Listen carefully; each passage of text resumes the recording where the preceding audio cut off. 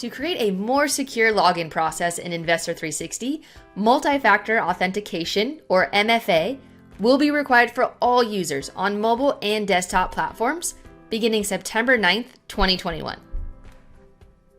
To set up your MFA, log into investor360.com using your login ID and password. If you haven't already done so, you'll be asked to add a second factor to your account for security. Choose Text, Voice, or Ping ID app. For text and voice, enter your phone number in the box that appears. Then enter the 6-digit registration code sent to your phone via the option you selected. For Ping ID, follow the instructions to download the Ping ID app on your mobile device. Scan the QR code or enter the parent key manually to finish registering your device. Forgot your password? Select Forgot Your Password, enter your login ID, and answer 2 secret questions in order to change your password. Forgot your login ID?